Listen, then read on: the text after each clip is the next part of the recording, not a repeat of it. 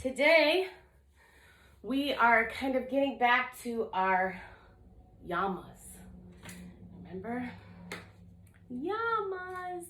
These are things that we don't do. These are things that we make sure that we pay attention to, and they go against with the niyamas. Remember, this is one limb of yoga, the yama side. And so we did start over here with ahimsa, and now we're here with satya. This is right speech. This is speaking the truth. This is kind of tied in with non-harm because you want to make sure that your truth is so true that it doesn't hurt anybody else, right? My dog is very upset right now, so she might bark. I don't want it to startle you. She should calm down in a second. But today I wanted to talk to you about right truth. And I think all of this is just so incredibly timely because we get this opportunity to apply it to this strange situation that we're in right now, right? And it all seems so poignant and relevant. When I was working in the emergency room many years ago, I had the most amazing boss, and he taught me this. And I was having, it's very difficult to be psych in the emergency room. You're kind of like someone's cousin from New Jersey. People know you're there, but they're not seeking you out. You're not the favorite. You're not the one that everyone's looking for. And certainly your patients aren't everybody's favorite. And so it can be a very difficult place to work. And I was working in the emergency room, and I was having difficulty communicating with people there. And I went in to see my boss, who's still the most magical boss I think I've ever had.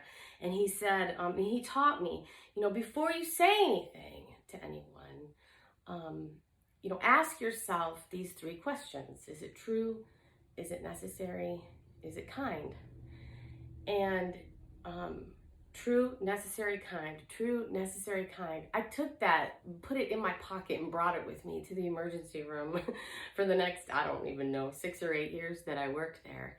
And sometimes I would answer no to all three questions and still say whatever was on my mind. But at least I had thought it through, knew what I was getting into, was prepared for that kind of communication, especially if it was going to be, confrontational or uncomfortable or awkward or whatever.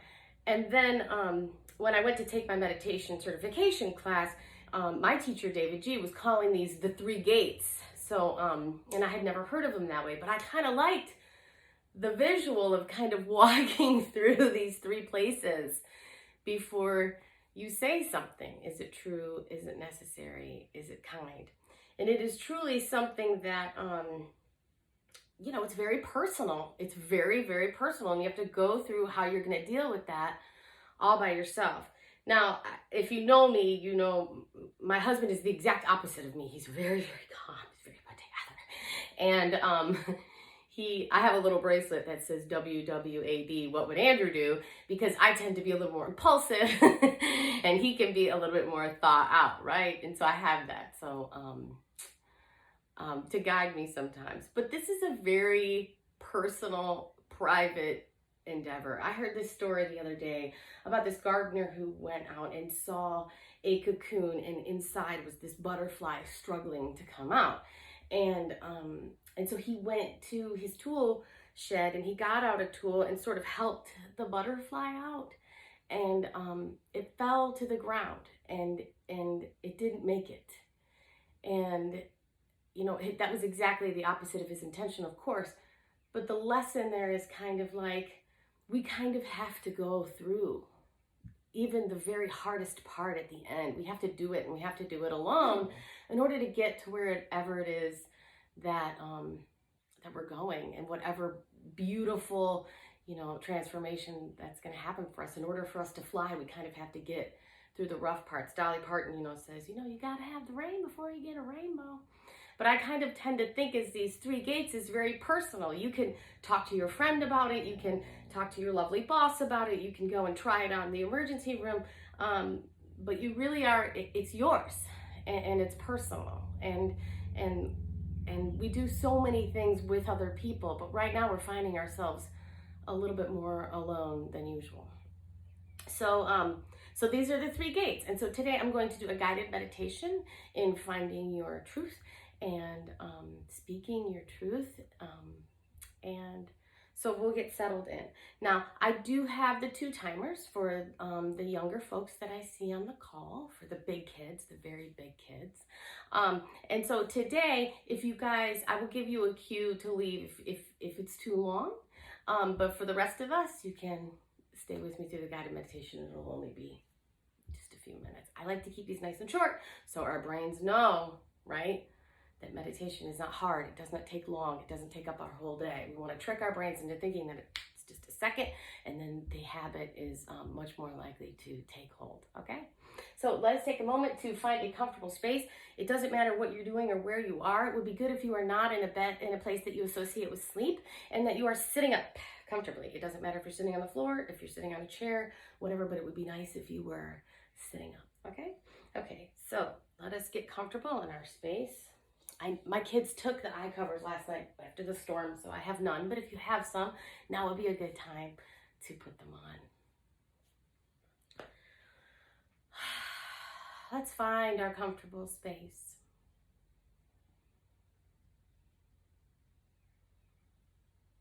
And while you make micro adjustments in your body to help you settle in and get comfortable, don't be afraid to hyper-focus on your body to find that place of comfort, to make comfort queen just for a moment. I find it really lovely to turn my hands to the sky. You might not, whatever's comfortable for you.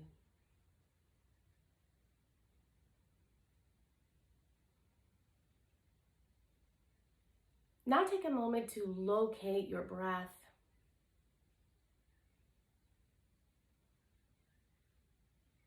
If there is anything that's true, it's the breath.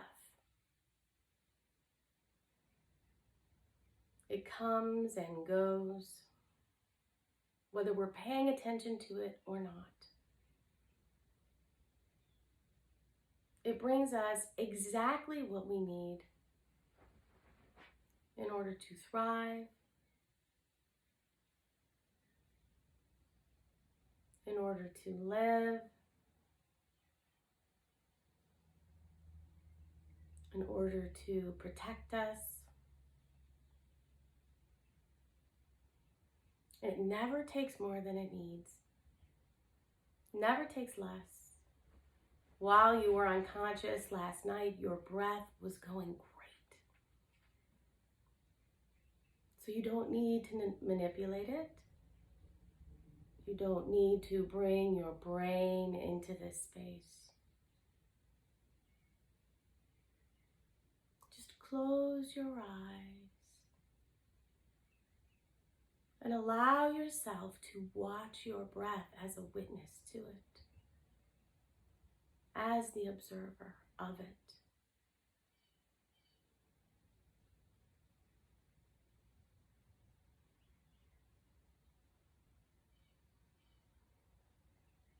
Breathing in the perfect cocktail that your human body needs.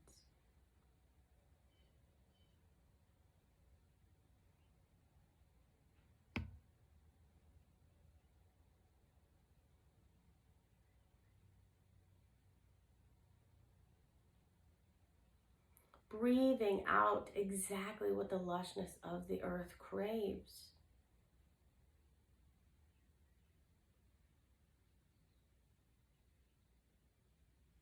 There is a beautiful space of reciprocity available to you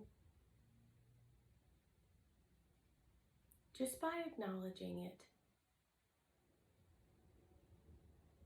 just by watching it.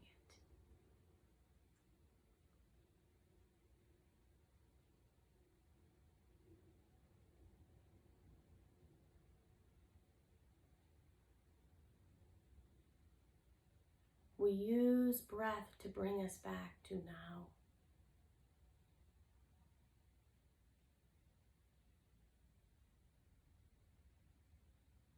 Truth is that now is all you have.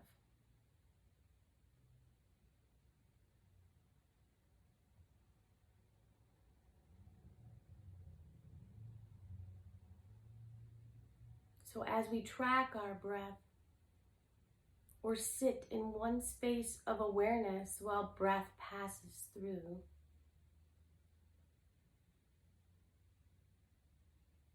let us not miss now.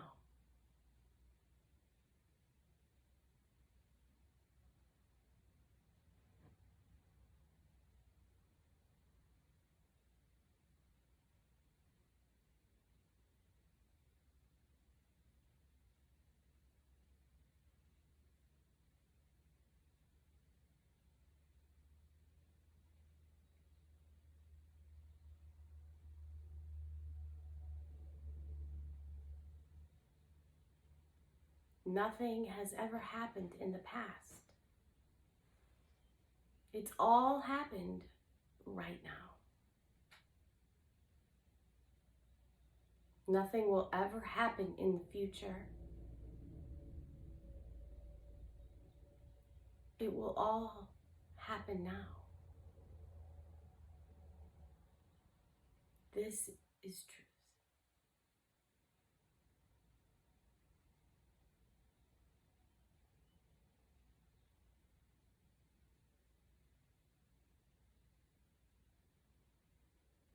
Gently move up and bring your awareness to the space from the back of your tongue to the back of your throat,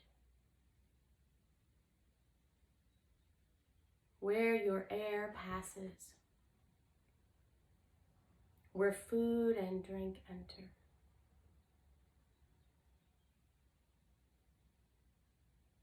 See if you can bring all of your awareness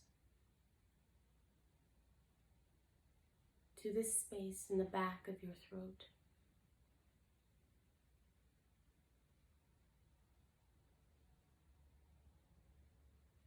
What does it feel like to have all of your attention there? In this energy center associated with truth, with communication, speaking up, being quiet, navigating your 3 gates.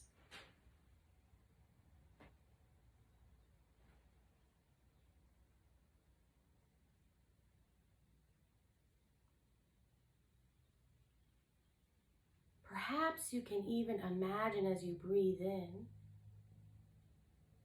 that your breath is blue, bathing this beautiful energy center near your throat, clearing out, opening up.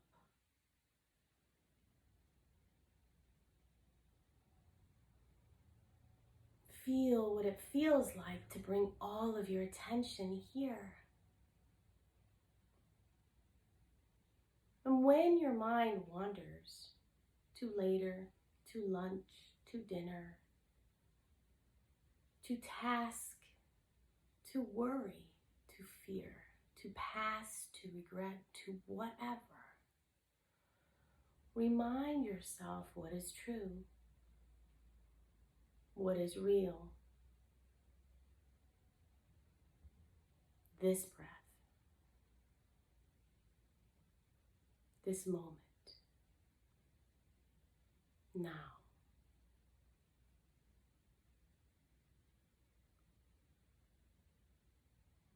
Just gently come back to this beautiful energy center.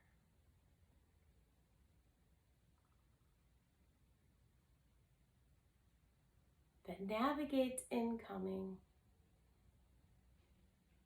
protects you,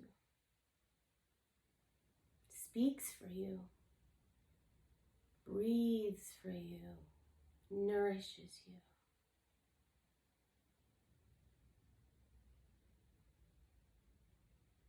Now, bring your attention to the outside of this area, to the outside of your throat and neck. Imagine the energy of space that your neck takes up in space.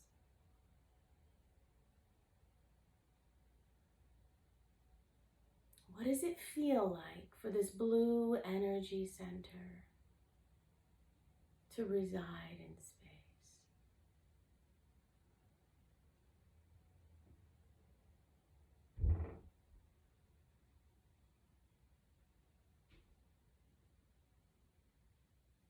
Move down now to breastplate to spine, your heart center, shoulder to shoulder. Feeling breath come in.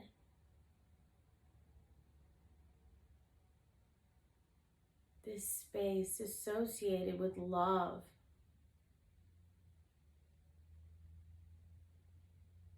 It's green.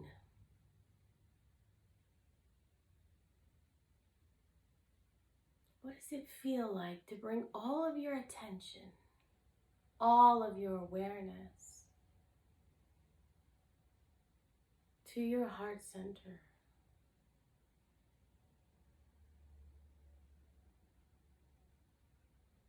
See if you can examine sensations there.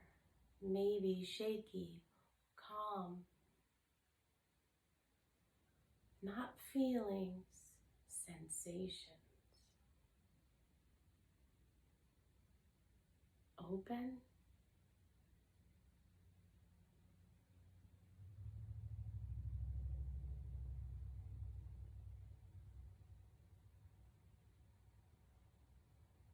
In your mind's eye, bring a beautiful being that is so easy for you to love into this heart center.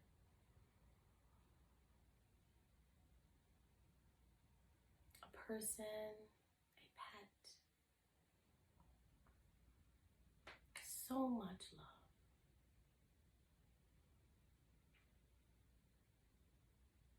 Bathe this being in this energy center of green love. So much of it spilling over. Breathe it in.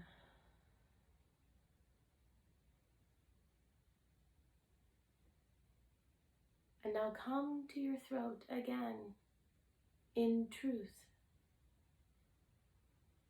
This love is true.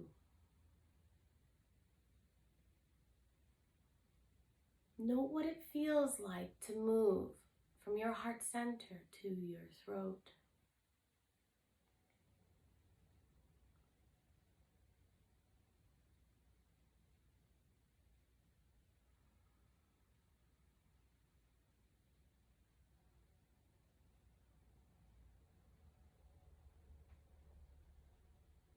Come again to your heart center.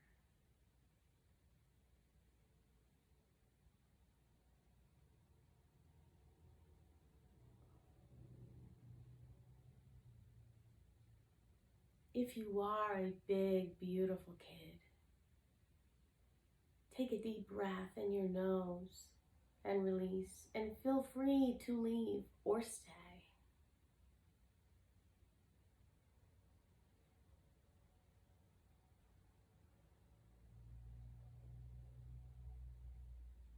Come into your heart. Allow yourself to fill up with breath, with love.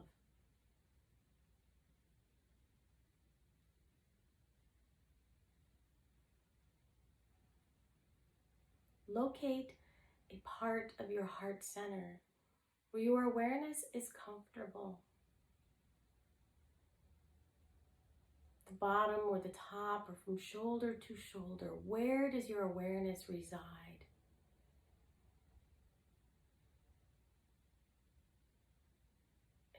watch the breath pass over you.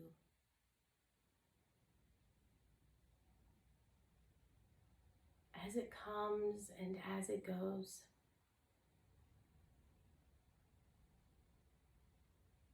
Be comfortable here. There's nowhere for us to go. And this is all you're supposed to be doing. Watching breath.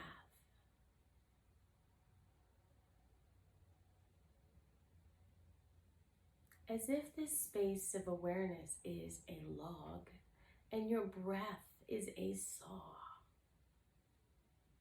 Stay focused on the log. As your breath slowly saws.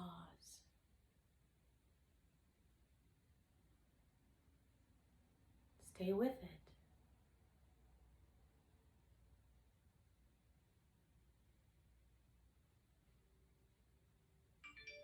Stay with it.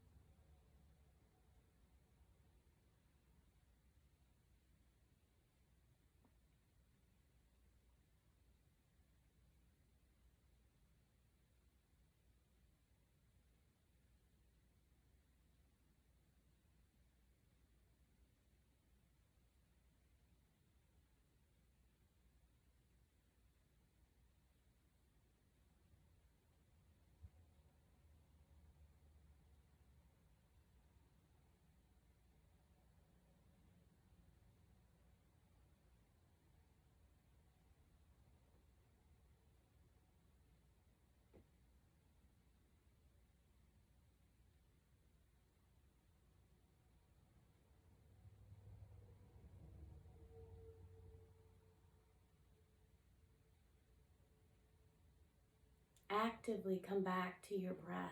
Put your brain into your breath and expel everything. Breathing in your nose deep and long. Again. And one more time, deep and long.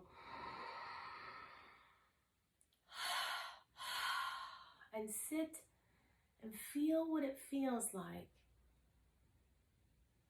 to have become the master and commander of breath again. And watch your breath move back to its own truth this moment.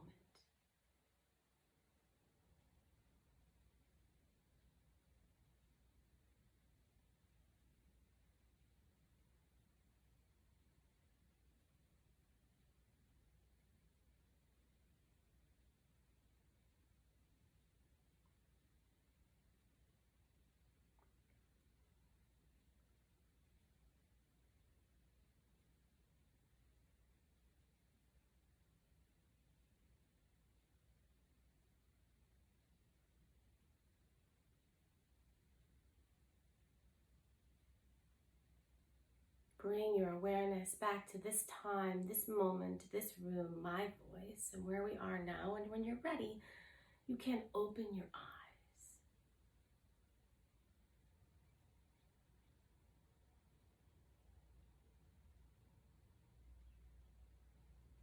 Hi. So I did want to say one thing. When I was little, are my parents on the call? I think they are. It'll be interesting to know if they remember this story. But when I was little, I spent, I was the littlest. I was the youngest of three. And we moved around a lot when I was little. But for a time there, I was real busy outside by myself. We lived in Iowa, and there were cornfields and gardens and things for me to get muddy in, and I ran around pretty busy by myself because when my sister became a preteen, I wasn't any more fun to hang out with. So I was kind of by myself. And I did find a little cocoon once in a tree. And I was so delighted. I knew what it was going to be. I was so excited. And so I cut it down and I brought it home and I put it in my room. And I waited and waited and waited. And I can see the look on my mom's face of her not wanting to tell me the truth, about why not the little butterfly never came out. And she explained to me that, the tree it was attached to, that it needed the nourishment there. And when I took it away from that, it wasn't able to go through it. And I mean, my little heart was broken. I mean, I'm talking about it and it was probably 40 years ago, right? But it was so necessary and it was so kind and it was true. And that has taught me so much that it's not just butterflies that need to go through it. We all the only way out is through, right? And that sometimes telling the truth is hard. And sometimes it's not the best and the most well received. And sometimes it's going to take someone else a little bit to hear your truth, right? So I hope that it's not always that way, that it can sometimes free you and feel wonderful and magical. Because I will tell you, I have people in my chair every single day. You could probably ask any therapist this too. I see one up there. You could probably ask any therapist this and they would probably concur with me. So many times they will say to me, this is exactly how I feel about this person. And I will say, have you told them that? And they'll say, no. Even if they live with them, even if they love them, even if anything, it has not occurred to them to tell them that exact thing, right? And so maybe it's time, okay? Maybe, okay? So true, necessary, kind. Those are the 3 gates. Did I run over? I did. I'm so sorry. I hate it when I do that. Listen, tomorrow we're going to talk about, I guess, toilet paper. Estella, don't steal. Okay, don't take things from other people.